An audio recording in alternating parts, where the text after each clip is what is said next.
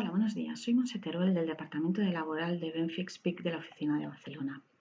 Hoy, 13 de mayo, se ha publicado en el BOE el Real Decreto Ley 18/2020 de medidas en defensa del empleo, que entrará en vigor en el mismo día de su publicación.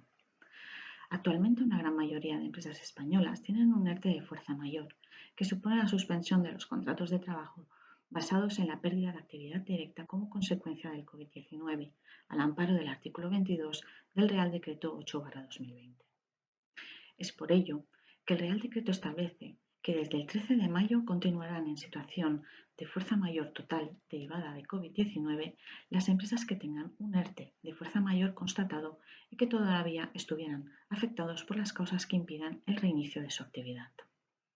De esta forma se desvincula la prolongación de estos ERTEs del estado de alarma y del proceso de desescalada, al vincularlas a la causa de la fuerza mayor, que como recordaremos eran la suspensión o cancelación de actividades, el cierre temporal de locales de afluencia pública, las restricciones en el transporte público de mercaderías, la falta de suministros que impidan también gravemente continuar con el desarrollo ordinario de la actividad.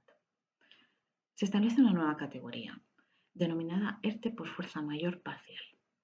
Es una medida pensada para aquellas empresas que recuperan parcialmente su actividad y que se les crea la necesidad de reincorporar a los empleados en la medida de lo necesario. Estos deben primar los ajustes en los términos de reducciones de jornada. Ambas medidas se establecen hasta el próximo 30 de junio de 2020. Por otro lado, también establece la vigencia hasta el 30 de junio de la flexibilización de la medida de los ERTEs basados en causas económicas, técnicas, organizativas o de producción, y poder tramitar estos expedientes durante la vigencia del ERTE de fuerza mayor aprobado previamente. Además, permite que en caso de que se inicie la tramitación de estos expedientes una vez finalizado el expediente de fuerza mayor, se puedan retrotraer los efectos a la finalización de ese primer expediente. En cuanto a la exoneración de cuotas, se mantiene la medida, pero va rebajando los porcentajes de exoneración en función de si los empleados reinician la actividad o continúan su actividad de forma suspendida.